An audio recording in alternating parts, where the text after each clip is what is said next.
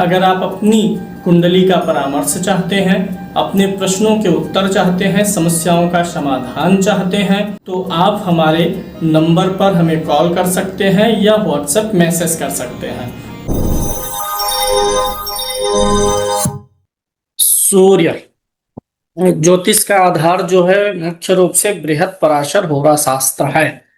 तो होरा शास्त्र को जब आप पढ़ते हैं, बृहत पराशर होरा शास्त्र को, तो कहीं ना कहीं हर ग्रह के बारे में विवरण निकल के आते हैं। तो ज्योतिष ग्रंथों में सूर्य को क्या माना गया है? सूर्य के लिए शब्द प्रयोग किया गया है शहद के समान। सूर्य का शरीर जो है शहद के रंग वाला है, यानी कुछ लालिमा भी है, कुछ पीलापन भी है। और जब सूर्य को हम देखते हैं और शहद का कलर मिलाएं तो लगभग मिलता है। तो सूर्य को शहद के समान क्यों कहा गया है? शहद एक ऐसा तत्व होता है, रंग होता है, जो ना तो सौम्य है ना कठोर है। पीले और लाल की भी झलक आती है। लाल कठोरता है और पीला एकदम ठंडापन है।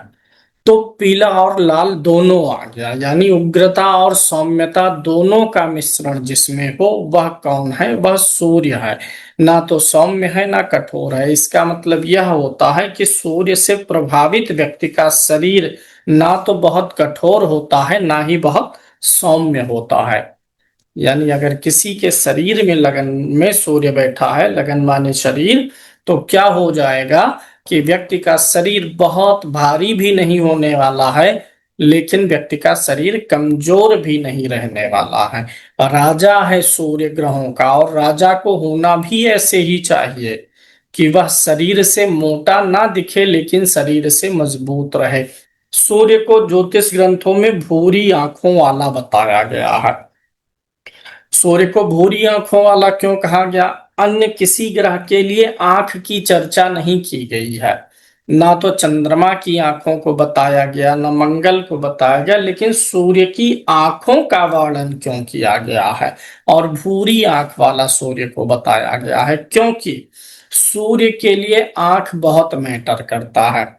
भूरी आंख का पहले मतलब आपको समझना होगा। भूरी आंखें बिल्ली की होती हैं और बिल्ली का बड़ा रूप शेर है, शेर की आंखें भूरी होती हैं। तो आंखों का भूरा होना रौब का प्रतीक होता है। और सूर्य चूंकि राजा है तो राजा में रौब होना चाहिए। अगर राजा रौबदार नहीं रहेगा तो हमेशा उसे अपने आदेशों का पालन कराने में दिक्कत आएगी। इसलिए सूर्य की आंखों का वर्णन किया गया है। सूर्य पिता है, सूर्य राज्य का संचालक है, राजा है।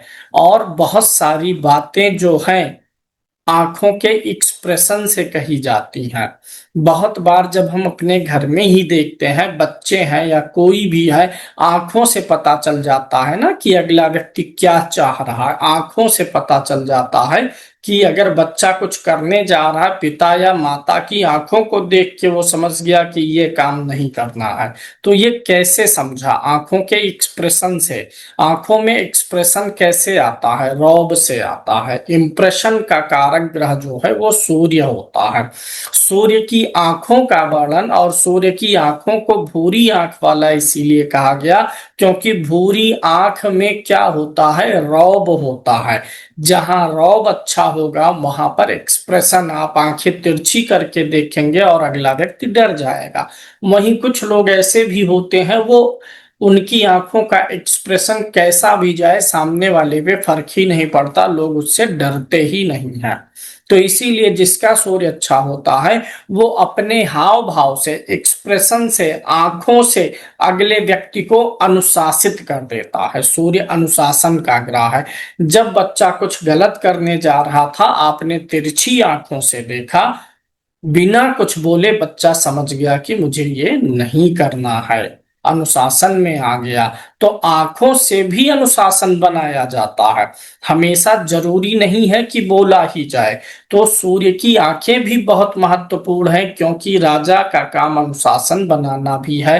एक्सप्रेशन और आंखों से भी वह जो है अनुशासन बनाने का काम करेगा। तो इसीलिए सूर्य को भूरी आंख वाला कहा गया। अच्छा, इसी विषय में सूर्य के शरीर की भी विवेचना की गई है और सूर्य को लंबाई चौड़ाई वाला ग्रह बताया गया कि यह जो है सूर्य जो है एक लंबा चौड़ा ग्रह होता है। लंबा चौड़ा सूर्य को बताने का अर्थ क्या हुआ?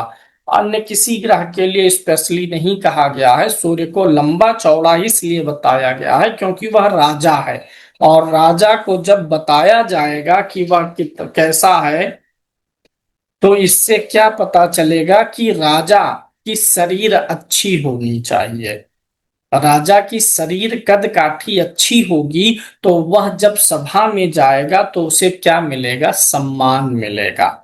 तो सूर्य प्रभावित व्यक्ति की शरीर भी अच्छी खासी डील डॉल वाली होती है, ये कहने का मतलब है। क्योंकि एक राजा है, आप एक अच्छे राजा की कल्पना करिए, वह कैसा होना चाहिए? एक अच्छा राजा शहद के समान होना चाहिए, उसमें कठोरता भी हो, सौम्यता भी हो। एक राजा भूरी आंख वाला। अब यहाँ पर आंख भूरी का मतलब उसकी आंखें भूरी हो या ना हो, ब्राउन कलर। भूरा शब्द से, ब्राउन से मतलब है कि आंखों में उसके एक्सप्रेशन जानदार होना चाहिए। आंखों का एक्सप्रेशन जानदार हो, आंखों से भी चीजों को कंट्रोल, नियंत्रित और आदेशित करने की क्षमता होना होना चाहिए राजा के अंदर। शरीर अच्छी खासी होनी चाहिए ताकि अगर उसके सामने योद्धा कोई खड़ा हो तो वह राजा एक योद्धा की तरीके से दिखाई दे। छोटे कद काठी का होने पर सामने कोई योद्धा है, क्योंकि सुप्रीम लीडर सूर्य है। मंगल सेनापति भले है लेकिन सूर्य राजा भी युद्ध के मैदान में जाता है। तो यहाँ पर क्या है कि सूर्य के कद काठी का वर्णन उसे सम्मान भी दिलाता है, और अगर सामने प्रतिद्वंदी आता है तो वह अपने व्यक्तित्व से प्रतिद्वंदी को प्रभावित भी कर पाए। एक लंबे चौड़े आदमी के सामने एक छोटा आदमी राजा है जा रहा है तो उसके सामने वाले के मन में आएगा ये छोटा सा है, इसे उठा के पटक सकते हैं। तो इसीलिए राजा ऐसे व्यक्ति को बनाया गया जिसकी कद काठी डील डॉल अच्छी हो, ना मोटा हो अधिक, ना दुबला हो, मजबूत होना चाहिए और कद काठी बराबर हो, ताकि जहां जाए वहां पर उसे सम्मान मिले। ब्रजेश जी, सूर्य को पवित्र आचरण करने वाला बताया गया है। सूर्य को पवित्र आचरण करने वाला क्यों बताया गया? अगर एक कहावत है, जैसी राजा वैसी प्रजा। अगर राजा अच्छा आचरण करेगी तभी प्रजा भी अच्छा आचरण करेगी, क्योंकि अपने सामने जो आदर्श होते हैं व्यक्ति उन्हीं से सीखता है। सूर्य आदर्शों का भी ग्रह है। तो सूर्य को पवित्र आचरण करने वाला कहा गया है कि यह हमेशा सदाचरण की प्रेरणा देता है, क्योंकि अगर ये खुद दोष आचरण करेगा तो राज्य में एक उदाहरण प्रस्तुत नहीं कर पाएगा। तुरंत पब्लिक भी बोलेगी कि आप भी तो यही करते हैं। जब शासन तंत्र जो है चोर हो जाएगी, बेईमान हो जाएगी, भ्रष्टाचार में लिप्त हो जाएगी, तो नौकरशाह भी उसी में लिप्त हो जाएंगे और पब्लिक को लूटा जाएगा। खराब आचरण होगा, फिर पब्लिक भी वही काम करेगी, एक पब्लिक दूसरे को लूटेगी। तो अगर राजा का आचरण शुद्ध होता है, राजा राजा का आचरण सत्य असत्य, न्याय और अन्याय में भेद करना चाहती है, तो उसे सदाचरण का पालन करना। अगर आचरण नहीं सही है तो सही और गलत के बीच में अंतर पता होते हुए भी व्यक्ति चूंकि गलत आचरण का है तो उसे कोई भी मैनिपुलेट कर लेगा। विजय जी, न्याय और अन्याय के बीच वही व्यक्ति मैनिपुलेट नहीं हो सकता जिसका आचरण सही हो। आचरण गड़बड़ होगा तो अगला व्यक्ति उसे मैनिपुलेट करेगा कि मैं भले गलत हूं, मेरे पक्ष में बात कहो, फैसला कहो, अन्यथा मैं तुम्हारी ये चीज बता दूंगा, मैं तुम्हारे खराब आचरण की पोल खोल दूंगा। इसलिए राजा को आचरण युक्त होना चाहिए। सूर्य को आचरण वाला ग्रह कहा गया है। सूर्य को पित्त प्रधान प्रकृति वाला कहा गया है।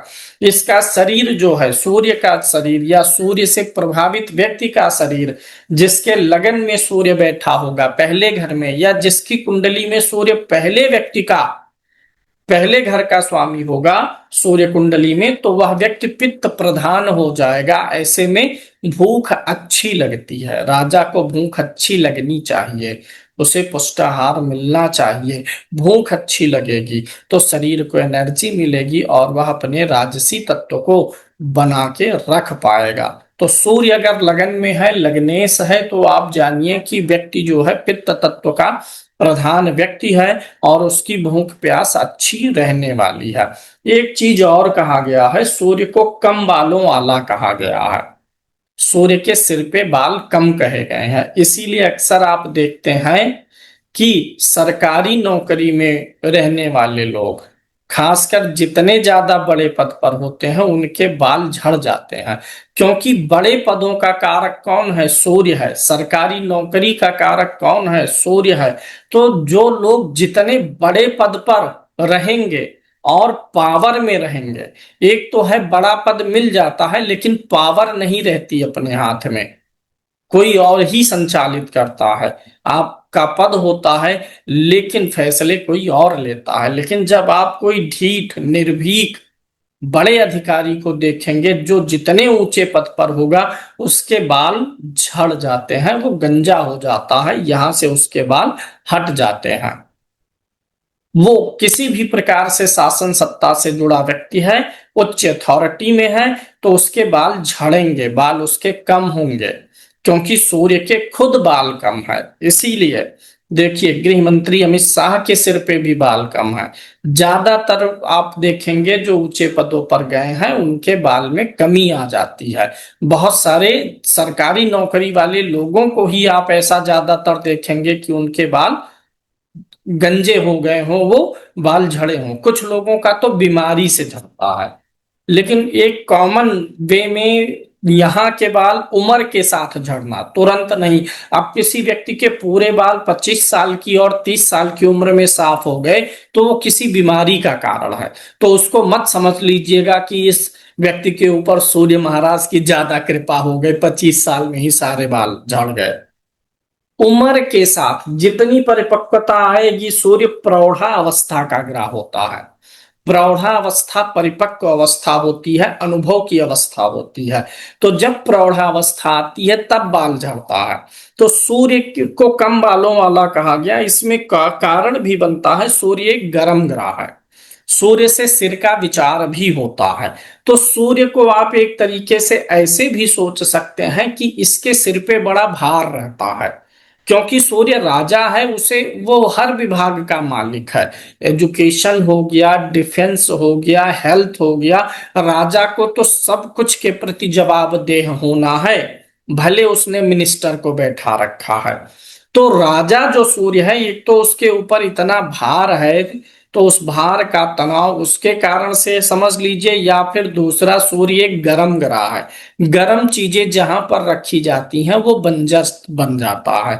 मंगल की गर्मी और सूर्य की गर्मी में अंतर है। सूर्य की शरीर गर्म है, लेकिन सूर्य मंगल की शरीर गर्म है, लेकिन सूर्य की शरीर गर्म ही नहीं है, बल्कि उसमें आग की लपट है।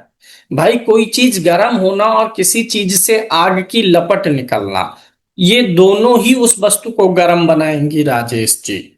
जलता हुआ गेंद है सूर्य, मंगल जलता हुआ गेंद नहीं है, जल चुका, जिसमें आग तो है लेकिन अब लौ नहीं निकल रही है। सूर्य से हल्का है तेज में मंगल। तो सूर्य जलता हुआ आग का गोला है, तो जहां पर आग होती है वहां पर चीजें जलती हैं। तो सूर्य चूंकि लगन का कारक है, सूर्य से मस्तिष्क का विचार होता है, तो इसलिए सूर्य प्रधान व्यक्तियों के बाल कम हो जाएं, इस बात की संभावना बहुत अधिक बढ़ जाती है। सूर्य को बुद्धिमान भी कहा गया है शास्त्रों में।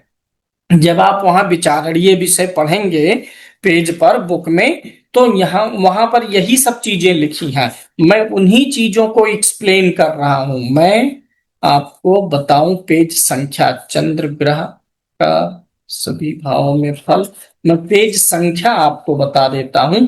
इसमें लिखा गया है ग्रहों से विचारणीय विषय, पेज संख्या 17 पर। पेज संख्या 17 पर देखिए, सूर्य से विचारणीय विषय इसमें आत्मविश्वास ये सब है, अभी इन सब पे भी हम चलेंगे। सूर्य को अग्नि प्रधान कहा गया है ना, देव स्थान का कारक कहा गया है। प्रौढ़ावस्था की अभी बात आई तो देखिए लिखा गया है आंखों का कारक है, इसीलिए सूर्य के आंखों का वर्णन है पिता है। सूर्य को पिता इसलिए कहा गया है कि क्योंकि जो भी चीज हमें जीवन देती है वो पिता होता है। पिता ने ही हमें यह जीवन दिया है, माता ने उसका पोषण किया है, दिया जीवन पिता ने है, माता ने उसका सिर्फ पोषण किया है, माता ने बीज को गर्भ में रख के पोषण किया है, दिया तो जीवन पिता ने है। पृथ्वी को जीवन कौन देता है? सूर्य। अगर सूर्य ना हो तो पृथ्वी पर जीवन नहीं रहेगा। सूर्य के कारण ही मौसम बदलते हैं, सूर्य के कारण ही हमारी पृथ्वी ठंडे युग में नहीं जा रही है, अन्यथा पृथ्वी इतनी ठंडी होती कि यहाँ कोई जीव ना होता। तो पृथ्वी पर जीवन का ही कारण जब सूर्य है तो सबका पिता सूर्य हो गया, क्योंकि वह पृथ्वी को और पृथ्वी पर रहने वाले जीवों को क्या दे रहा है? जीवन दे रहा है। ऐसे पिता हमें जीवन देता है, तो जीवन जहां कहीं भी, इसीलिए सूर्य को आत्मा का भी कारक कहा गया है, क्योंकि बिना आत्मा के जीवन हो ही नहीं सकता है। बिना आत्मा के शरीर तो होगी लेकिन जीवन नहीं होगा। मर जाए इंसान तो भी तो शरीर है ना, कोई भी जीव मर गया तो शरीर है लेकिन जीवन नहीं है। तो जहां जीवन है वहां सूर्य है, जहां सूर्य है जीवन है, उस जीवन उसमें जीव डालने का काम, जीवन डालने का काम सूर्य किस माध्यम से करता है? आत्मा के माध्यम से। सूर्य आत्मा बन के बैठ जाता है, तो सूर्य को आत्मा का भी कारक इसीलिए कहा गया है। तो आप जब लॉजिक घुमाएंगे तो हर लॉजिक वहां पर जो पुस्तक में आपको विवरण मिल रहा है सब पे मिलेगा। सूर्य को बुद्धिमान कहा गया है। भाई राजा को बुद्धिमान होना चाहिए कि नहीं होना चाहिए? सूर्य जब राजा है, सूर्य जब संचालक है, सूर्य पिता है, तो इसे बुद्धिमान होना तो सबसे ज्यादा जरूरी है। सूर्य बुध से भी वास्तव में बुद्धिमान है, लेकिन उसका डिपार्टमेंट नहीं है, बुद्धि लगाने का डिपार्टमेंट सूर्य ने बुध को दे दिया। लेकिन बुद्धिमान सूर्य खूब है, अतुलित बुद्धिमान है सूर्य, सभी ग्रहों की बुद्धिमत्ता को पकड़ लेता है। जो व्यक्ति बुद्धिमान नहीं होगा, क्या वह लॉ एंड ऑर्डर मेंटेन कर पाएगा? एक बार की बात है, कोई जनसभा हो रही थी, उस जनसभा में, बिहार में था, राजनीतिक जनसभा थी, उस जनसभा में कुछ विस्फोट हुए। उस विस्फोट में जो राजनेता मंच पे उपस्थित था, वहां से दिखा कि धुआं उठ रहा है, कुछ विस्फोट हो रहा है। तो राजनेता ने उस मंच से क्या कहा कि ये भाई लोग जो पीछे मारे खुशी में पटाखे दगा रहे हैं वो थोड़ा धैर्य रखें, क्योंकि जो भीड़ जब होती है तो आसपास के लोग तो देखते हैं 2 4 10 मीटर के दायरे में, लेकिन दूर के लोगों को आवाज सुनाई देती है। तो अब ये अफवाह फैल जाती कि बम दग गया, तो भगदड़ मच जाती। भगदड़ मच जाती तो एक दूसरे को कुचलते हुए लोग भागते और कई मौतें होती। तो बुद्धिमत्ता इसी को कहते हैं। उस विस्फोट को इन्होंने कहा कि लोग पटाखे दगा रहे हैं, तो जो लोग नहीं देखे होंगे कि क्या दग रहा है, कम से कम उनके मन में तसल्ली आई होगी, भगदड़ से बच गए होंगे, खा कोई पटाखा दगा रहा है। तो इसे बुद्धिमान होना कहते हैं। तो अगर सूर्य बुद्धिमान नहीं होगा तो लॉ एंड ऑर्डर कैसे मेंटेन करेगा? वहां पर उस रैली में लॉ एंड ऑर्डर बिगड़ जाता, लेकिन राजा ने अपनी बुद्धिमत्ता से लॉ एंड ऑर्डर मेंटेन रखा। सिर्फ उतनी जगह पर ही अफरा तफरी मची जहां पर विस्फोट हुआ था, यानी कि 150 मीटर के दायरे में ही, क्योंकि रैली का दायरा तो 300 400 मीटर तक बढ़ा हुआ था, ग्राउंड इतना बड़ा था। तो इसलिए सूर्य को बुद्धिमान कहा गया, क्योंकि अनुशासन रखने के लिए बुद्धिमत्ता की जरूरत होती है।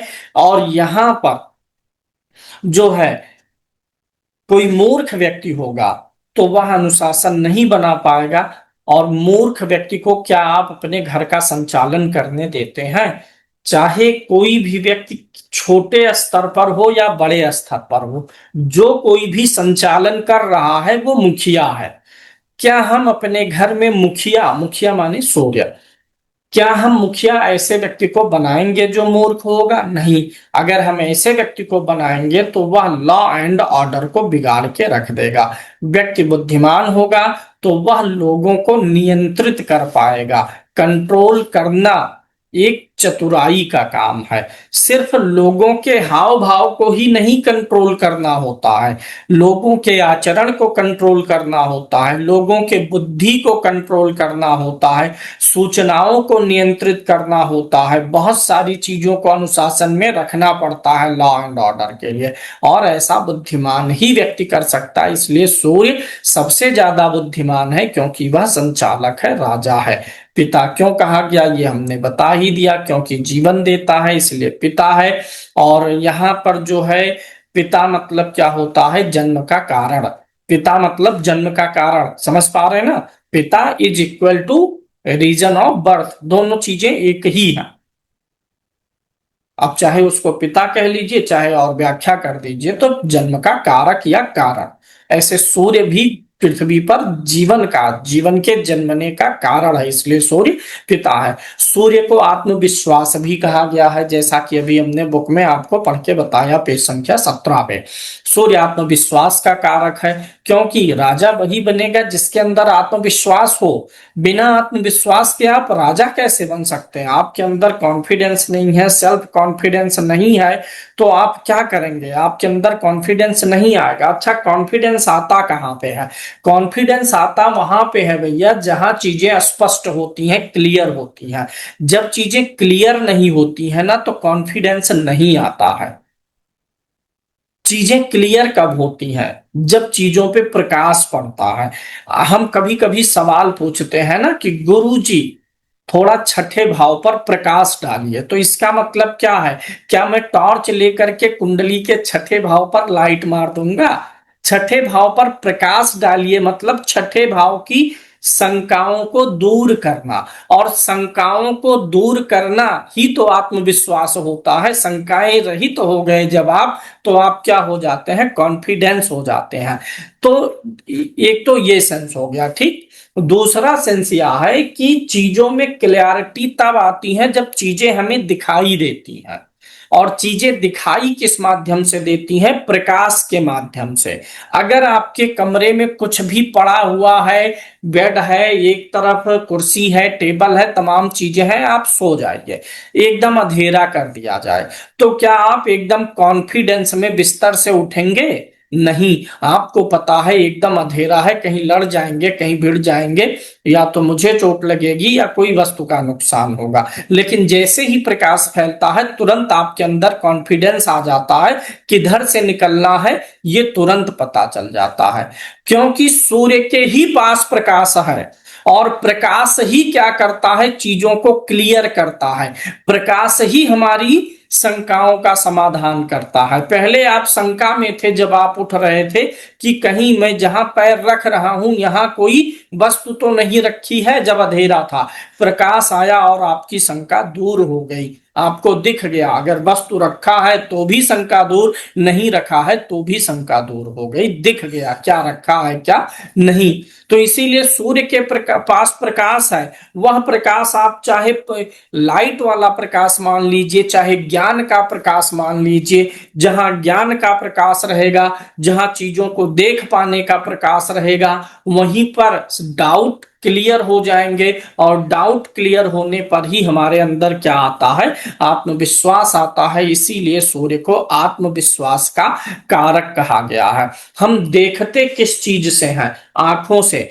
हमारे शरीर में वह कौन सा अंग है जो प्रकाश को खाता है?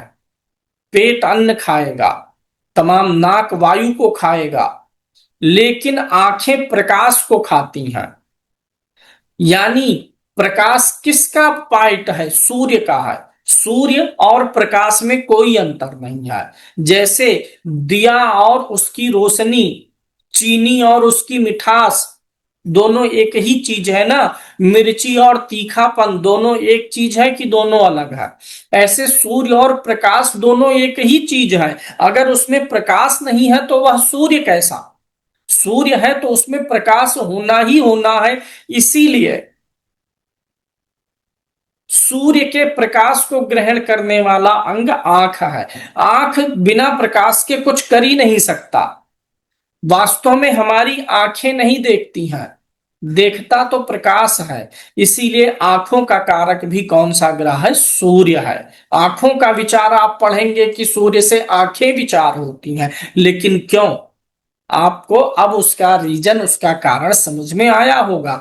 क्योंकि आंखों का अपना कोई अस्तित्व तो है ही नहीं जब तक इस पे प्रकाश ना पड़े। और प्रकाश का सोर्स सौरभ जी कौन है? सूर्य होता है। सूर्य को हड्डियों का कारक कह दिया गया है। क्यों? हड्डियां बनती किस चीज से हैं? कैल्शियम विटामिन डी से बनता है।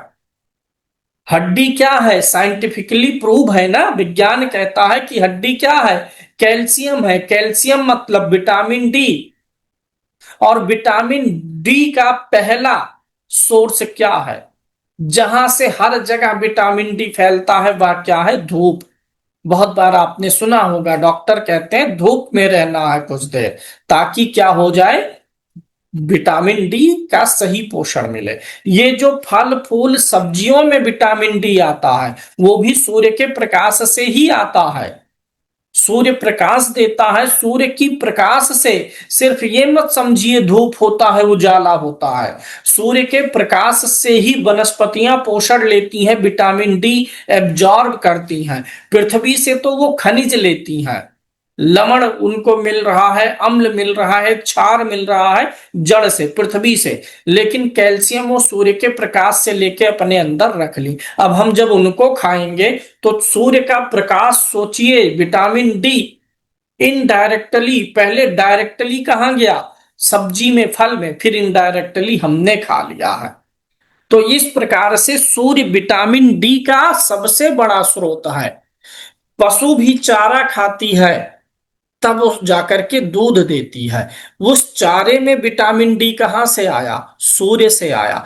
तो सूर्य ही कैल्शियम विटामिन डी का कारक है। इसीलिए शरीर में हड्डी का कारक, क्योंकि हड्डी में सबसे ज्यादा कैल्शियम की जरूरत है, तो सूर्य हड्डियों का कारक हुआ। शरीर में सूर्य के प्रकाश की सबसे बड़ी जरूरत पड़ती है आंखों में, इसलिए आंख सूर्य की हो गई।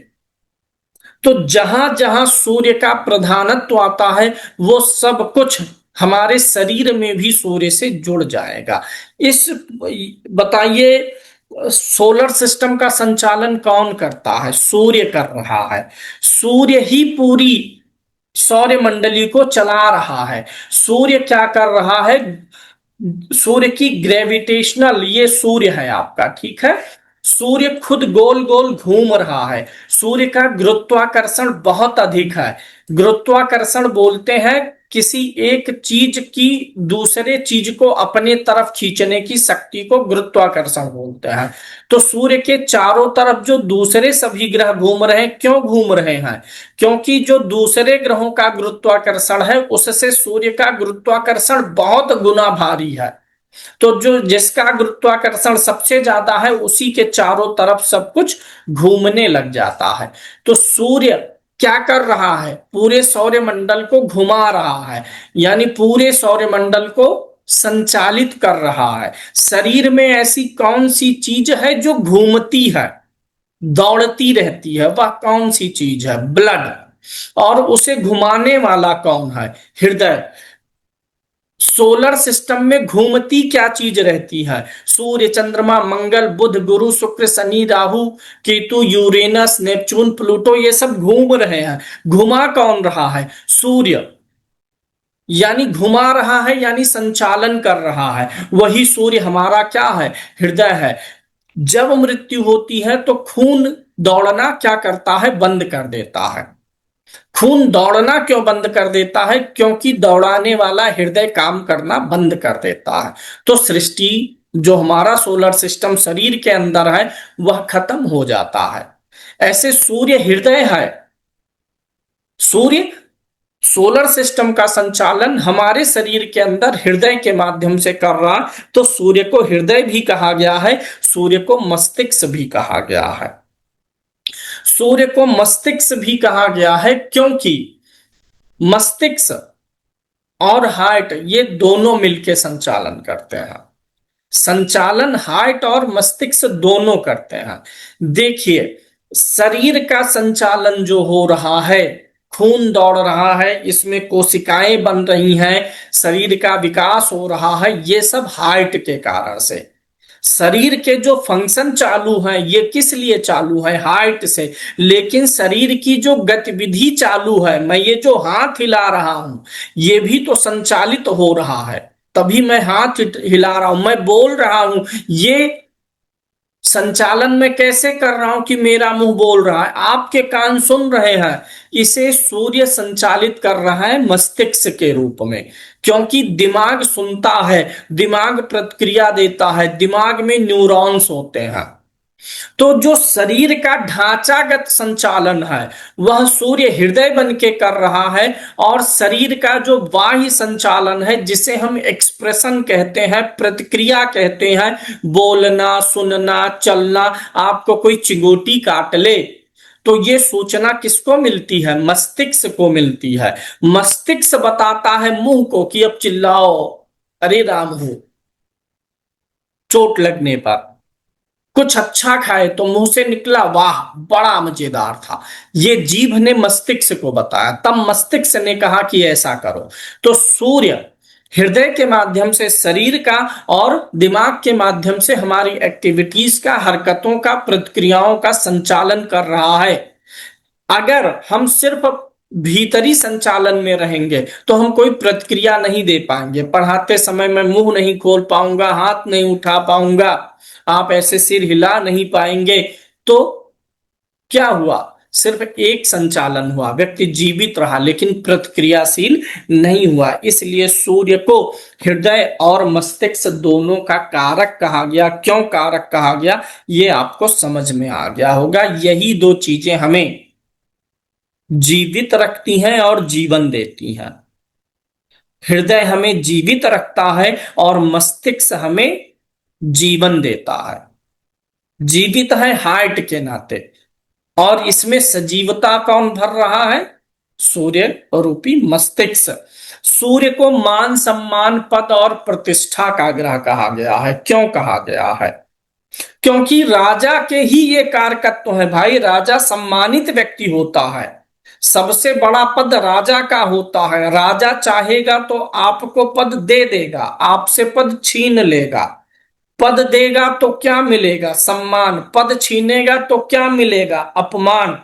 तो राजा को ही सम्मान, पद, प्रतिष्ठा इसलिए जोड़ा गया क्योंकि सम्मान, पद और प्रतिष्ठा देने को कोई दे सकता है अपने क्षेत्र में, लेकिन सबसे बड़ा पद देने का अधिकार किसके पास है? सूर्य के पास है।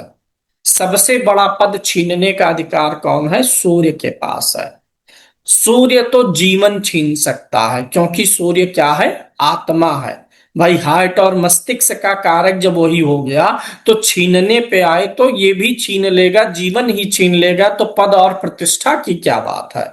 अन्य ग्रह आपका कोई बुद्धि छीन लेगा, कोई ज्ञान छीन लेगा, कोई धन छीन लेगा, लेकिन आपकी आत्मा को छीनना यानी हार्ट और मस्तिष्क को बंद करना, ये कौन करेगा? बिना सूर्य के सहमति के नहीं हो सकता है। तो पद, प्रतिष्ठा, मान सम्मान का ग्रह कौन हो जाता है?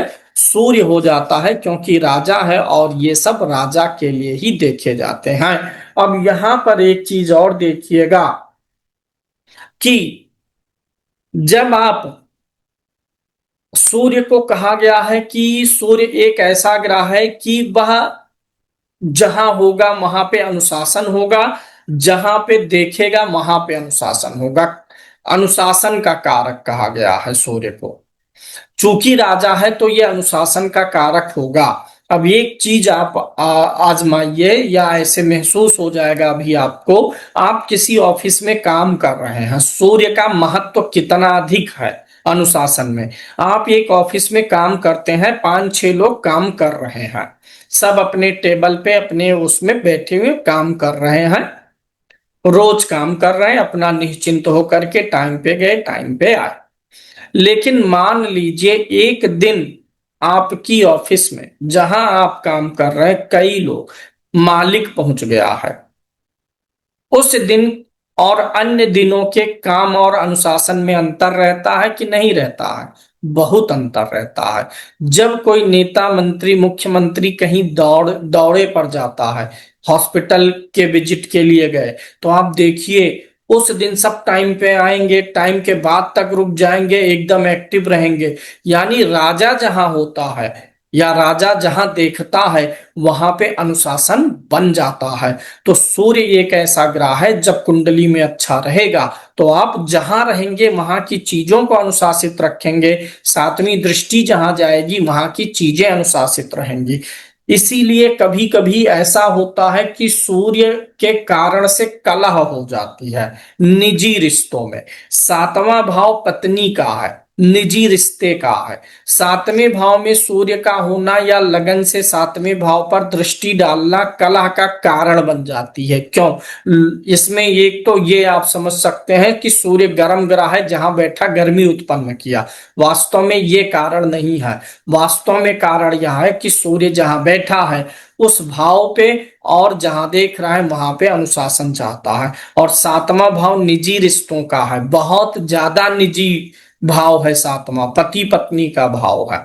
और अत्यधिक निकटता वाले रिश्तों में जब ज्यादा अनुशासन आते हैं, तब वहां पर भय उत्पन्न हो जाता है। चूंकि सूर्य राजा है और राजा से भय उत्पन्न होता है। आपके ऑफिस में जब बॉस पहुंचा तो आप एक्टिव क्यों हो गए?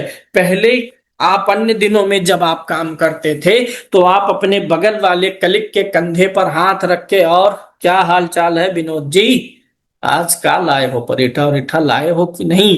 लेकिन जिस दिन पहुंच गया वहां पर मालिक, पूरे ऑफिस में कहीं रहे, तो उस दिन आप ऐसे हाथ नहीं पटकेंगे। आपको लगेगा कि कहीं ससुरा पीछे से देख लिया तब तो दिक्कत हो जाएगी, हमारा जो है छोला भटूरा बन जाएगा। तो सूर्य जहां होता है अनुशासन डिमांड करता है। कुंडली में सप्तम भाव हो गया, बहुत निजी रिश्ते का है।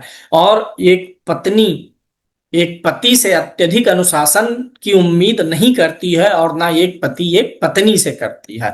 तो इसीलिए सातवें का सूर्य वैवाहिक जीवन में भय पैदा कर देता है, डर कि इतना अनुशासन क्यों है। वहीं पंचम भाव में सूर्य जब होता है तो वह चीज बुरी नहीं लगती, क्योंकि तब पिता पुत्र पे अनुशासन करना चाह रहा है। वहां पर रिश्तों में इतनी जो है एक पर्सनल वाली चीज नहीं है, अत्यधिक निकटता नहीं है। संतान आपकी आपकी प्रतिरूप है, आपकी फोटो कॉपी है।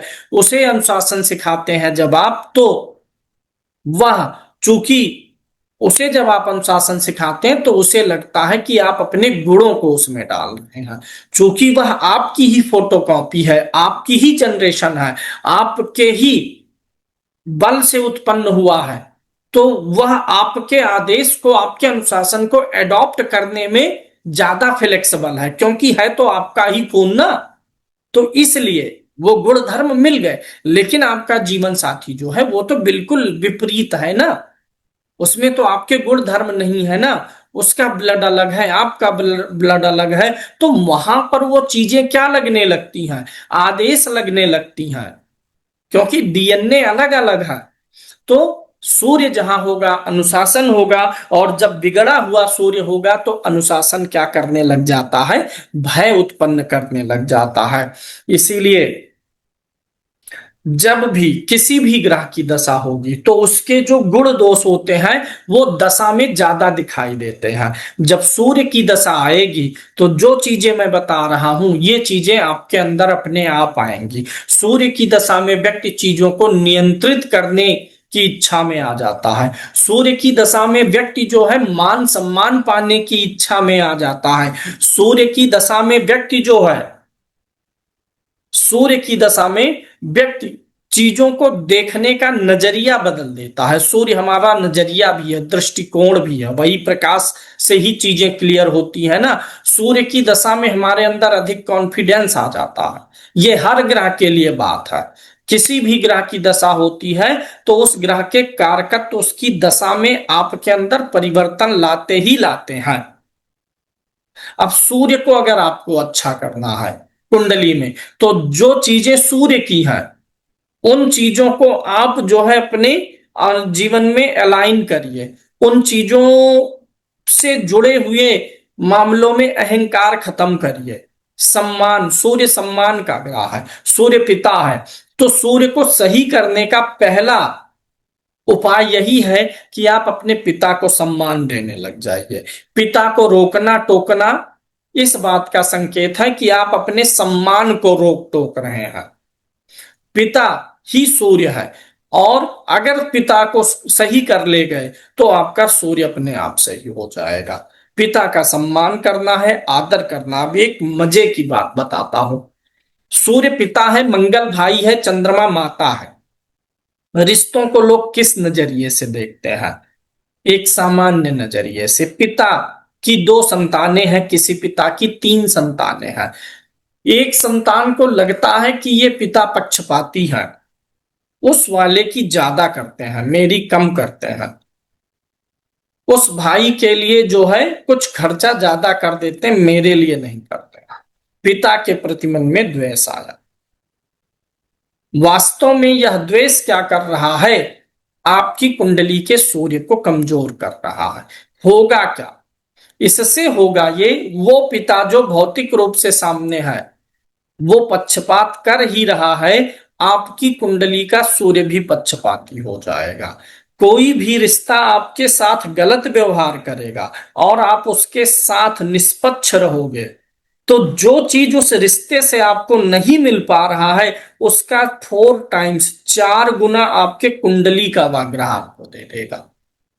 मंगल है, भाई थोड़ा हिस्सा लेकर के जा रहा है, ज्यादा मिल जा रहा, संतोष कर लीजिए। मन में कोई कलेश नहीं, निष्पक्ष रहिए। आपकी कुंडली का मंगल आपसे पुरुषार्थ करवा करके उसका डबल दे देगा। मंगल पुरुषार्थ का ग्रह है, मंगल बल का है। मंगल जिसका कमजोर हो उसके पास पुरुषार्थ होता ही नहीं है। अरे भैया, आपको पिताजी ने 10,000 रुपए नहीं दिए तो क्या हुआ? अगर कोई आपको ऑप्शन दे दे कि चलो पिताजी ने नहीं दिया छोड़ दो, भाई को दिया छोड़ दो, क्या हो कि अगर आप पुरुषार्थ कर लो और उस 10 के बजाय 30,000 पा लो, तो आप कहोगे हाँ तब भी संतोष है। पुरुषार्थ मेहनत करके मिल जाए 10 का 30 तो भी संतोष है, चलो 10,000 दे दिए। लेकिन ये होगा कब? जब वहां पर आप संतोष कर लोगे, तब तुरंत आपके कुंडली का मंगल मजबूत हो जाएगा। जैसे ही वहां पर ईर्ष्या आई, संतोष नहीं आया, आपका मंगल डाउन, यानी वहां से भी गया और इधर मंगल आपका पुरुषार्थ भी डाउन करेगा। पिता ने कुछ किया, प्रसन्न रहिए। पिता ने जो किया अच्छा किया, 10, 5, 20,000 के लिए बिल्कुल मलाल नहीं, किसी बात के लिए नहीं। आपका सूर्य वो आपको ला करके खुद दे करके चला जाएगा। माता के प्रति ऐसा है कि माता उसको ज्यादा दे रही है, ज्यादा कर रही है, संतोष रखिए, बिल्कुल मन में कोई शिकायत नहीं। चंद्रमा आपकी कुंडली का सही हो जाएगा। जैसे माता के किसी भी कार्य के प्रति कोई हीन भावना नहीं लाए, कुंडली का चंद्रमा अच्छा। चंद्रमा क्या करेगा? आपके मन की दिशा को ऐसे डायरेक्शन में मोड़ेगा, मन की प्रसन्नता बढ़ा करके, शांति बढ़ा करके ऐसे डायरेक्शन में मोड़ेगा कि जो चीज आप वहां नुकसान में सहन कर लिए, संतोष कर लिए, उससे बढ़िया चीज आपको मिल जाएगी। इसीलिए आप ऐसे लोगों को देखेंगे, ऐसे लोगों की प्रॉपर्टी बहुत अधिक बनती है जो लोग भाइयों से विवाद से दूर रहते हैं। जो लोग भाइयों से विवाद कर रहे हैं उनको जमीन खरीदने में नानी याद आ जाएंगी, बहुत दिक्कत आएगी। जो लोगों का भाइयों से कोई विवाद नहीं है, भाई को कुछ एक्स्ट्रा दे रहे हैं, भाई के लिए कुछ एक्स्ट्रा कर रहे हैं, वो उसका कई गुना वापस पा जा रहे हैं।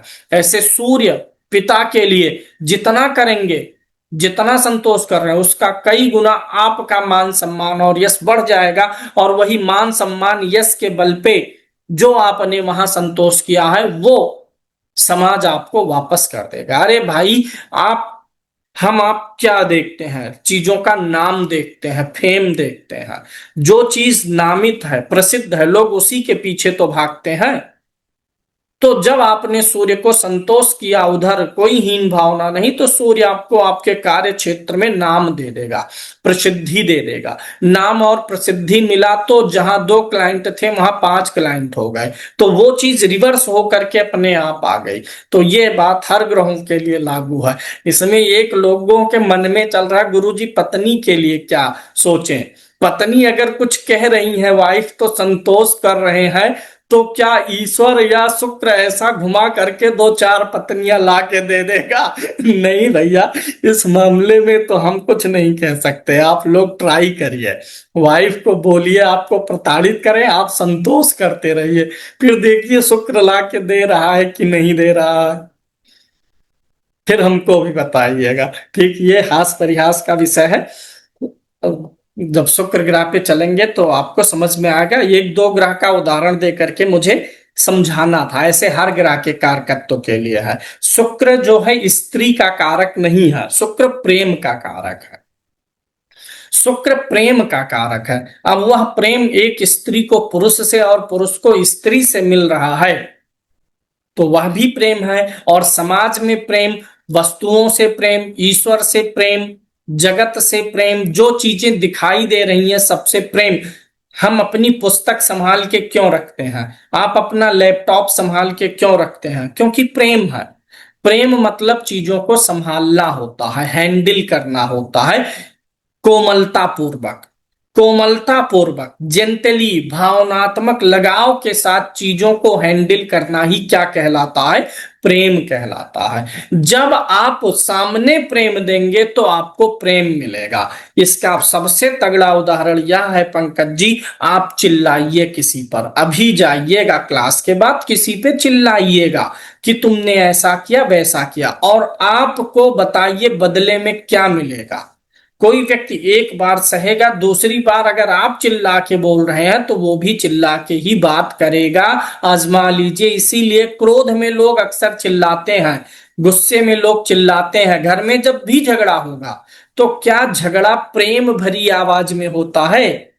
क्या झगड़ा प्रेम भरी आवाज में? नहीं, झगड़ा हमेशा उग्र और ऊंची आवाज में होता है। यानी ये भी चिल्लाएगा, वो भी चिल्लाएगी। और प्रेम बताइए कब होता? हमेशा धीमी आवाज में होती है। अगर इधर से प्रेम की सप्लाई है, मधुर आवाज है, तो उधर से मधुर आएगा। तो शुक्र जो है, प्रेम दीजिए और प्रेम पाइए। अगर आप चीजों की वैल्यू करेंगे, आपके पास एक कार है, आपको उस कार से प्रेम है, तो आपको फिर दूसरी कार भी मिलेगी। ईश्वर आपको उस लायक समझेगा। एक उसने दिया, आप उससे प्रेम नहीं किए, वैल्यू नहीं दिए, तो फिर उस चीज का के विकास का सिलसिला टूट जाता है। पति पत्नी के केस में अगर आप प्रेम दे रहे हैं तो प्रेम का सिलसिला पति पत्नी का बना रहेगा, अन्यथा प्रेम टूटेगा। दूसरी पत्नी मिल जाएगी, लेकिन दूसरी पत्नी मिलेगी, प्रेम की कोई गारंटी थोड़े है। दूसरा पति मिलना चाहिए, कह देंगे दूसरा प्रेम मिल गया, नहीं, दूसरा प्रेम नहीं मिला। अक्सर शादी विवाह के मैटर में लोगों का डाइवोर्स, तलाक, पहला विवाह टूट जाता है। जिन चीजों के कारण टूट रहा है ना, टूट गया, अलग हो गए। अब जब दूसरा विवाह होता है ना, तो लोग उन गलतियों को दूसरे विवाह में नहीं करते हैं, क्योंकि उनको पता है पहला इसीलिए टूटा था। इन लोगों को चाहिए क्या? दूसरे विवाह में तो सुधार लिए वही गलती, सबक लेकर के वही पहले में ही सुधार लो, दूसरे की नौबत ही ना आए। यह जब सप्तम भाव की व्याख्या होगी विवाह हुआ की, तब उसमें आप देखेंगे। अगला आप एक चीज और देखे होंगे कि सूर्य पे ही आते हैं वापस। सूर्य जो है, इसके समीप में जो ग्रह जाता है वह अस्त हो जाता है। सूर्य के पास अस्त होना, अस्त किसको बोलते हैं? अस्त मतलब होता है निस्तेज होना, अपना प्रकाश खो देना, अपनी ऊर्जा खो देना, अपना स्वतंत्र मान, स्वतंत्र विचार, स्वतंत्र हरकत खो देना ही अस्त कहलाता है। जैसे एक बड़ा दीपक रखेंगे, उसके सामने छोटा दीपक जब रखेंगे कम प्रकाश वाला, तो क्या कम प्रकाश वाला दीपक बुझ गया, खत्म हो गया, जलना बंद कर दिया? नहीं, वो जल भी रहा है, उसका अस्तित्व भी है, लेकिन बड़े पुंज के आगे उसका प्रकाश क्या हुआ, फीका पड़ा। फीका नहीं पड़ा, छोटे प्रकाश ने अपने प्रकाश को उसी बड़े प्रकाश में मिला दिया, अपना अस्तित्व उसने, अपने क्वालिटी को, अपने गुण को बड़े में समर्पित कर दिया है। एक तो कारण यह है कि सूर्य बहुत बड़ा प्रकाश का पुंज है, तो इसलिए सूर्य के प्रकाश के आगे दूसरे ग्रहों का प्रकाश फीका हो जाता है, इसलिए ग्रह निस्तेज हो जाते हैं। भाई दिन में जाइए और दरवाजे पर बल्ब जला दीजिए, कोई मतलब है उस बल्ब का? लेकिन बल्ब खत्म नहीं हुआ है, ना बल्ब ने रोशनी देना बंद किया है। यानी अस्त ग्रह ऐसा नहीं है कि मर गया, फल नहीं देता, देता है, लेकिन उसका फल प्रतीत नहीं होगा। जैसे सूर्य के उजाले में बल्ब जलाने से उसकी रोशनी नहीं प्रतीत हो रही है, ऐसे सूर्य के साथ गया हुआ ग्रह अपना प्रकाश खो देता है, इसलिए उसके फलों की अनुभूति नहीं होती, लेकिन वह फल देता रहता है। दूसरा कारण अगर समझें, सूर्य राजा है। राजा है यानी सूर्य सबसे बड़ी क्या है किरण जी? सबसे बड़ी अथॉरिटी है। सूर्य सबसे बड़ी अथॉरिटी है। अब बताइए, सबसे बड़ी अथॉरिटी के पास में अगर अन्य कोई अथॉरिटी जाती है तो उसका महत्व कम हो जाता है। जैसे मैंने बताया आपको, ऑफिस में आप सभी लोग बैठे थे, लेकिन जब मालिक पहुंच गया, बॉस पहुंच गया, तो आप लोग इतने सतर्क क्यों हुए, सावधान क्यों हुए? क्योंकि उसके आगे, उसकी अथॉरिटी के आगे, उसके पावर के आगे आपकी पावर क्या थी? छोटी थी। प्रधानमंत्री के सामने, प्रधानमंत्री के सामने जब कोई अधिकारी जाता है तो वह वहां पर अस्त मुद्रा में होता है, ज्यादा उसका जो है चंचल अवस्था ज्यादा नहीं चल पाती है।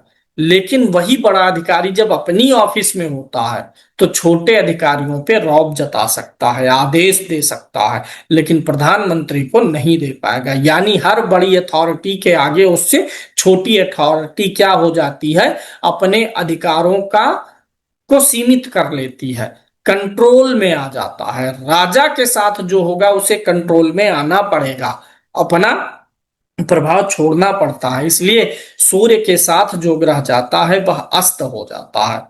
अब दोनों कारण मैंने आपको बताए, राजा के सामने और सूर्य प्रकाश का बड़ा पुंज है, इसलिए ये भी हमने आपको बता दिया।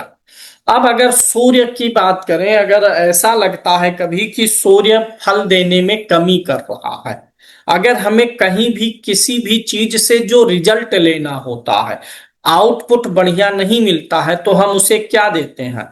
टॉनिक पिलाते हैं, उसका बल बढ़ाते हैं। जैसे अगर आपको, आपका कमरा 10 बाई 10 है तो आप 1 टन की एसी लगाओगे, कमरा आपका बड़ा हो गया, 15 बाई 20 का हो गया, अब उसी एसी को आपको टॉनिक पिलाना पड़ेगा। 15 टन से क्या करोगे, 1 टन से क्या करना पड़ेगा? 1.5 टन, यानी क्षमता बढ़ा रहे हैं। जब कोई ग्रह क्षमता उसकी फल देने की कम हो जाती है तो हमें उसे क्या देना होता है? टॉनिक। और ये टॉनिक क्या होता है? उस ग्रह की वस्तुएं, उस ग्रह की वस्तुओं को अपने पास रख करके हम उस ग्रह की ऊर्जा को अपने अंदर ज्यादा खींच पाते हैं। अगर आपको एसी चलाना है तो 240 वोल्ट वाली लाइन जो है, इसमें जब 90 वाट आएगा तभी चलेगा, 10 वाट की लाइट आने पर नहीं चलेगा। तो हम क्या करेंगे? लाइट की सप्लाई बढ़ाएंगे। तो सूर्य हो या कोई भी ग्रह हो, जब हमें उसकी इफिशियंसी को बढ़ाना होता है तो हम उसके लिए उस ग्रह का क्या देते हैं? स्टोन देते हैं।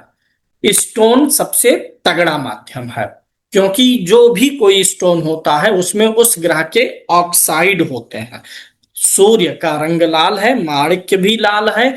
माणिक्य में सूर्य ग्रह की ऊर्जा को खींचने वाले ऑक्साइड ज्यादा होते हैं, तो वो एनर्जी को खींच के बॉडी में सप्लाई करता है। सूर्य को कहा गया है कि सूर्य केयर टेकर है, सूर्य मालिक है, बृहस्पति केयर टेकर है, सूर्य हर जगह मालिक है। अब आप बताओ क्यों मालिक है? क्योंकि राजा है। इसीलिए जितने स्कूल हैं, अस्पताल हैं, जिसको आप क्या बोल सकते हो? इंस्टीट्यूट्स, इंस्टीट्यूशंस, जितने भी इंस्टीट्यूशंस हैं, सबका मालिक कौन है? सूर्य है। इसीलिए ईडी हो, सीबीआई हो, एनआईए हो, आईबी हो, सबका मालिक कौन है? सूर्य है, जो राजा है देश का। सूर्य माने राजा। अब उसमें भी एक अध्यक्ष होता है, जैसे ईडी हो गया, सीबीआई हो गई। स्वामी तो राजा है, प्रधानमंत्री, लेकिन उस विभाग का स्वतंत्र एक मुखिया होता है जो उसका देख रेख करेगा, केयर टेकर, वो बृहस्पति होता है। इसीलिए मंदिर का मालिक कौन है? मंदिर का मालिक कौन है? सूर्य है। स्कूल का मालिक कौन है? सूर्य है। मंदिर का पुजारी, व्यवस्थापक जो है वो बृहस्पति है। बहुत से लोगों को लगता है कि मंदिर बृहस्पति में आता है, बिल्कुल नहीं आता है। बृहस्पति जो है मंदिर का स्वामी नहीं है, मंदिर का व्यवस्थापक है। इसीलिए बृहस्पति से मैनेजमेंट की पढ़ाई भी देखी जाती है, क्योंकि हर जगह का मालिक सूर्य है और हर जगह का व्यवस्थापक जो है वो कौन है? बृहस्पति है। लॉजिक समझिएगा आप। बृहस्पति क्या है? ज्ञान है। बृहस्पति क्या है? विवेक है। बृहस्पति क्या है? धर्म है, आध्यात्म है। तो मंदिर का पुजारी कौन होगा? यही ना, ज्ञानी, आध्यात्मी, यही विवेकी व्यक्ति। मालिक नहीं होगा, पुजारी होगा, संचालक होगा। मालिक सूर्य है। स्कूल का स्वामी सूर्य है। स्कूल में पढ़ाने वाले स्टाफ, स्कूल को संचालन, जो वहां पर मैनेजमेंट देख रहे हैं, संचालन तो सूर्य है। अगर जो मैनेजमेंट देख रहे हैं वो कौन है? वो बृहस्पति है। तो इसीलिए मंदिर आदि में, स्कूल आदि में, ऐसे जो भी इंस्टीट्यूशंस हैं, यहां पर अगर आप गलत गतिविधियां करते हैं तो कौन बिगड़ेगा? सूर्य और बृहस्पति दोनों बिगड़ जाएंगे, क्योंकि सूर्य स्वामी है और बृहस्पति मैनेज कर रहा है, मैनेजमेंट है। दोनों पे बुरा प्रभाव पड़ेगा।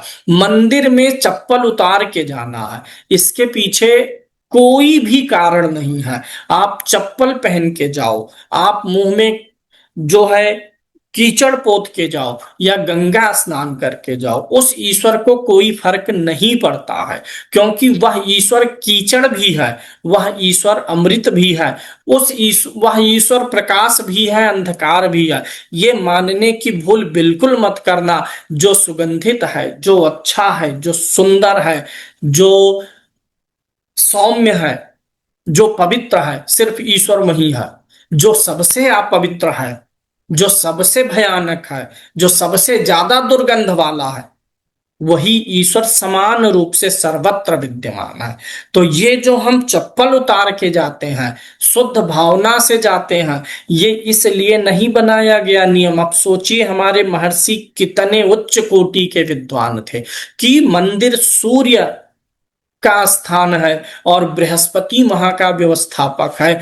अगर अच्छी भावना के साथ चप्पल उतार करके शुद्ध मन से पवित्र होकर के जाएंगे तो उससे ईश्वर को कोई फर्क नहीं पड़ता, लेकिन सूर्य और बृहस्पति को फर्क पड़ेगा, क्योंकि ये उन दोनों का स्थान है। चप्पल उतार के जाना, पवित्र होकर के जाना, अच्छी भावनाओं के साथ जाना, वहां अच्छी हरकतें करने से ये मत सोचिएगा कि ईश्वर खुश हो रहा है। नहीं, ईश्वर पे कोई फर्क ही नहीं पड़ता। खुश कौन होगा? आपका सूर्य और आपका बृहस्पति अच्छा होगा। कहाँ? आपकी कुंडली में आउटपुट अच्छा देने लगेगा। मंदिर पे आप दुर्व्यवहार करेंगे, मंदिर गलत जाएंगे, तो ऐसा बिल्कुल नहीं है कि अब आपको मोक्ष नहीं मिलेगा, मुक्ति नहीं मिलेगी, आपको भगवान नरक में डाल देंगे, गरम गरम कड़ाही होगी उसमें आप तले जाएंगे, ये सब कुछ नहीं होगा। बस आपका सूर्य और बृहस्पति खराब हो जाएगा। सूर्य खराब होगा तो मान सम्मान नाम बिगड़ जाएगा, बृहस्पति खराब होगा तो आपका विवेक मर जाएगा, और तब उसके बाद जीवन में गलत घटनाएं होने लगेंगी। अब उसी गलत घटनाओं की पीड़ा होगी। उसी को आप चाहे मान लीजिए तेल में आपको तलाया जा रहा है, चाहे गर्म रेत पे चलाया जा रहा है, प्रतीकात्मक है सब कुछ। अब सूर्य को कहा गया है कि सूर्य जो है अज्ञानता का नाश करता है, शास्त्रों में अज्ञानता का नाश करना। और सूर्य को कहा गया है पापों से मुक्त करने वाला। जब आप बृहद पराशर होरा शास्त्र शुरू में पढ़ते हैं तो उसमें ये चीज आया है कि भगवान नारायण ही ये सृष्टि चला रहे हैं, और भगवान नारायण इस सृष्टि को चलाने के लिए संचालक के रूप में अपने आप को विभक्त कर दिए हैं। जैसे जहां कोई भी चीज किसी चीज को चला रही है तो वह चीज नारायण का स्वरूप है। जैसे सोलर सिस्टम, सोलर सिस्टम को चलाने वाला कौन है? सूर्य है। तो सूर्य हमारे सोलर सिस्टम का क्या हुआ? नारायण हुआ, भगवान नारायण। ऐसे हमारे सोलर सिस्टम को और सूर्य को भी चलाने वाला कौन है? गैलेक्सी का केंद्र होगा। जैसे एक सोलर सिस्टम चल रहा है, उसको सूर्य चला रहा है, ऐसे एक दूसरा सोलर सिस्टम है, उसको दूसरा सूर्य चला रहा है, ऐसे तीसरा, ऐसे करोड़ों अरबों सोलर सिस्टम है, हर एक में एक सूर्य बैठा है। वो जो हर एक सूर्य बैठा है वही नारायण का रूप है। वही नारायण अपने आप को अलग अलग रूपों में हर सोलर सिस्टम में सूर्य बना करके बैठ के संचालन कर रहे हैं। तो जब सूर्य स्वयं नारायण का रूप है, नारायण ही स्वयं सूर्य रूप धारण करके अलग अलग सोलर सिस्टम में, ऐसे गैलेक्सियों में ब्लैक होल बन के बैठे हुए हैं, यानी सूर्य स्वयं नारायण का ही स्वरूप है। और जो नारायण का स्वरूप है वही तो पापों से मुक्त करेगा। ममता जी, पाप से कौन मुक्त करेगा? नारायण। और सूर्य को, इसीलिए सूर्य को सूर्य नहीं कहा जाता, सूर्य नारायण कहा जाता है। इसीलिए सूर्य को पापों से मुक्त करने वाला ग्रह कहा गया है। तो सूर्य को लोग सही क्यों रखना चाहते हैं? मंदिर में चप्पल उतार के गए ताकि पापों से भी मुक्त रहे। सूर्य उन्हें पाप से मुक्त रखेगा। जब भी इंसान पाप से मुक्त रहेगा तो यश और प्रसिद्धि समृद्धि का मार्ग पाएगा। सूर्य को अज्ञानता का नाश करने वाला बताया गया है। अज्ञानता की तुलना किससे की जाती है? अंधेरे से। अज्ञानता की तुलना अंधेरे से। कैसे? बहुत सिंपल है भैया। अभी आप बेड पे सोए थे, कुछ समय पहले मैं बोला ना, कमरा में अंधेरा करके लेट जाइए। अंधेरा है, अब आप उठिए, आप क्यों नहीं जान पा रहे हैं रास्ता कि कहां पैर रखूं कहां ना रखूं, कि टेबल में ना लड़ूं, दीवार से ना लड़ूं? क्यों? क्योंकि अंधकार है। अंधकार होने पे क्या आ गई? अज्ञानता आ गई। पता नहीं चल रहा कि कौन सी चीज कहाँ रखी है।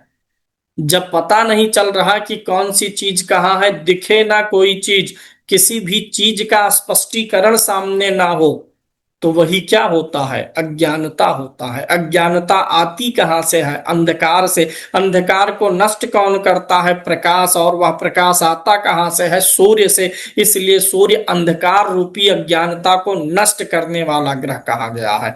इसलिए अज्ञानता का नाश करने वाला, पापों से मुक्ति देने वाला ग्रह कौन होता है? सूर्य होता है। सूर्य ही हमारे कर्मों को उज्जवल बनाएगा। उज्जवल बनाने का काम कौन करता है? किरण। हमेशा उज्जवल किरण ही तो बोला जाता है शब्द। अच्छा, उम्मीद की क्या होती है? उम्मीद की किरण। उज्ज्वलता की क्या होती है? किरण। तो ये जहां जहां किरण आता है, और वो किरण किसके पास है? सूर्य के पास है। तो इसीलिए सूर्य क्या करता है? हमारे कर्मों को उज्जवल बनाता है, उज्ज्वलता की किरण देता है। सूर्य जो है उम्मीद का ग्रह है, ऑप्टिमिज्म का ग्रह, आशावाद जिसको बोलते हैं। सूर्य आशावाद का ग्रह है। कोई व्यक्ति निराश नहीं होता, हताश नहीं होता, परेशान नहीं होता। असफलता मिली उसके बाद उसके मन में है कि चलो इस बार प्रयास करेंगे, सफल हो जाएंगे। मन में ये भावना क्या कहलाती है? उम्मीद। ये भावना क्या कहलाती है? उम्मीद। आप रोज अपनी श्रीमती जी को सब्जी बना के खिला रहे हैं, रोटी खिला रहे हैं, साफ सफाई कर रहे हैं, एक ये सोच करके कि उम्मीद है एक दिन इनको जो है हम पे दया आएगी, तरस आएगा और ये हमको भी बना के खिलाएंगी। क्यों कर रहे हैं? क्योंकि आपको उम्मीद है। आप लड़ाई झगड़ा नहीं करते। एक स्त्री पति के तानों को सुन रही है, क्यों? क्योंकि उसे उम्मीद है क्या? कि वैवाहिक जीवन अच्छा चले। तो ये जो उम्मीद होती है, ये मन में क्या करती है? किरण पैदा करती है। उम्मीद की क्या होती है? किरण। तो इसलिए उम्मीद की किरण ही क्या है? आशावादिता है। अंदर आशा जगी हुई है किसी चीज के लिए, तभी हम उम्मीद बना के रखे हुए हैं। और उम्मीद की किरण सूर्य के पास होती है। इसीलिए उम्मीद का ग्रह, आशावादिता का ग्रह सूर्य है। ये जो चंद्रमा चमक रहा है ये भी सूर्य से चमकता। आपके घर में जो लाइट जल रही है वो सूर्य का प्रतीक है। जहां भी प्रकाश निकल रहा है वो सब सूर्य है। इसीलिए अगर आपके लाइट वाले स्थान के पास में जाला जोली लगा हुआ हो तो साफ रखिएगा। अगर जाला लगा हुआ है तो वो जाला सूर्य को ढक रहा है एक तरीके से। अब ऐसा थोड़े है कि सूर्य महाराज खुद उतर के आपके घर में आ जाएंगे। प्रतीकात्मक रूप से ही यह दुनिया चलती है। जहां प्रकाश है, आपके घर की जो खिड़की है, जहां से घर में रोशनी आती है, वो सूर्य का प्रतीक है। तो रोशनी वाले स्थानों को साफ रखना, सुंदर रखना, ये किस बात का संकेत है? सूर्य को सम्मान देने का संकेत है। इसलिए रोशनी वाले स्थानों को साफ रखना चाहिए, बल्ब आदि को साफ रखना चाहिए। सूर्य अच्छा रहेगा इससे। सूर्य हमारी आत्मा है। कुंडली में जहां बैठेगा आपकी आत्मा उसी भाव में है। सूर्य को आत्मा, चंद्रमा को मन कहा गया है। चंद्रमा जहां बैठेगा वहां मन जाएगा, सूर्य जहां बैठेगा वहां आपकी आत्मा जाएगी। अगर आपकी आत्मा लगन में बैठी हुई है तो आप आत्म चिंतन करने वाले व्यक्ति हैं, आप अपने बारे में सोचने वाले व्यक्ति हैं, आप अपनी व्यक्तित्व, अपनी पर्सनालिटी, अपने लाभ हित के बारे में ज्यादा केंद्रित रहेंगे। सूर्य कुंडली के जिस भाव में होगा उस भाव पे आप ज्यादा केंद्रित होते हैं। दशम में होगा तो आप अपने कार्य पे, अपने पद पे, प्रतिष्ठा पे, व्यवहार पे ज्यादा केंद्रण करेंगे। चौथे में सूर्य है तो आप अपने परिवार पे ज्यादा केंद्रित हैं। अब हो सकता है वो अच्छा भी हो बुरा भी हो, ज्यादातर आपका समय परिवार के चिंतन मनन में निकल जाएगा, परिवार केंद्रित हो जाएंगे। छठा भाव नौकरी का है, सूर्य छठे में है तो आपकी आत्मा नौकरी, सेवा करना चाहती है। वह लोगों की सेवा, समाज की सेवा या नौकरी का भी भाव है, उसमें आपका मन और दिल टिकेगा।